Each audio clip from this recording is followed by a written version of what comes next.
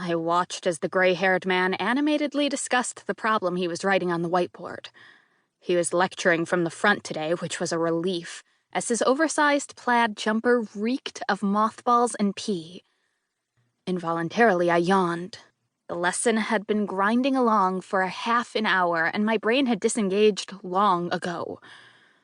I hate math. Some people are born with a mathematical mind, but I have no ability with numbers, and come from a long line of numerical idiots. My father hates math, and Mom can't even balance her checking account. Anyway, why do I even need to know this stuff? Sam, the answer, please. That's Mr. Shorten, our math teacher. He's old, probably in his late 40s, getting close to death, most likely. The man wears clothes that were out of date long before I was born and smells like he spends too much time in bathrooms. Think about it. He likes math. The man has to be perverted. Bang. A whiteboard eraser slammed hard against a desk. Your attention, please, Miss Jenkins, if you would be so kind. Languidly, I lifted my eyes towards him. It's not as if I wasn't paying attention already. He knows I don't know the answer. Stupid teachers. They are always looking for a way to humiliate people. Sorry, sir. What was the question again? Mr. Shorten turned back towards the board. The question, Miss Jenkins, as you can see, is what is the median value in these numbers? He rapped the board meaningfully, probably indicating the pertinent information. I didn't know for sure as I was staring at Justine, the class brain. If anyone knew the answer, she did. The SWAT glared at me. We weren't exactly friends, but I hoped her pride would force her to tell me the answer. After a couple of awkward seconds, she gave in to the inevitable and picked up a pen, scribbling 42.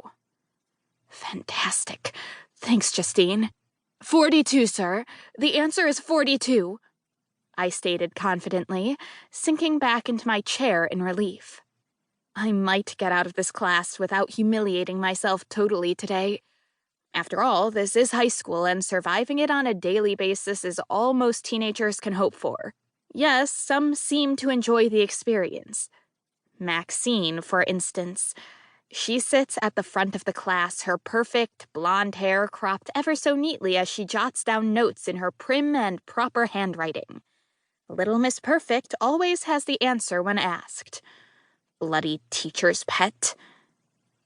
A loud crash interrupted my musings as the classroom door abruptly swung open with a boom, impacting the wall behind it so violently that its hinges shattered. Suddenly attentive, the entire class looked open-mouthed towards the doorway, glad for the distraction from the lesson plan. What do you think you're doing? Mr. Shorten began, then stopped as he looked upward at the hulking figure who had stooped to enter the classroom. At nearly 7 foot tall, whoever it was had definitely bought into the whole cosplay thing. At Comic-Con, they would have dazzled the crowd. I had to admit, his physique was impressive. Tight, firm muscles layered over the man's torso. The fake tusks jutting from his chiseled jaw were a nice complement to his somewhat predictable green skin, and the barbarian ponytail. Are those flies circling that guy? No one goes that far to try to be realistic. Do they? The cosplay hunk glowered at the teacher, bared his teeth, and growled. Yes? Growled. The idiot literally growled like a dog. I'm not talking about a small puppy that you'd snatch up and pet in your arms. This was an alpha dog issuing a warning with a heavily implied threat of consequences. It was then that I noticed the sword hanging at his waist.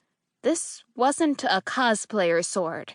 Someone playing at being a barbarian would have a massive sword with polished gemstones and intricate carvings. By contrast, this sword was a small, brutal thing. The hilt simply wrapped in leather and bound with a crude knot, its blade short and chipped.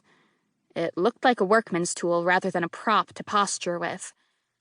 Most worrying was the gloopy red liquid dripping from its blade. I really hoped that it was paint.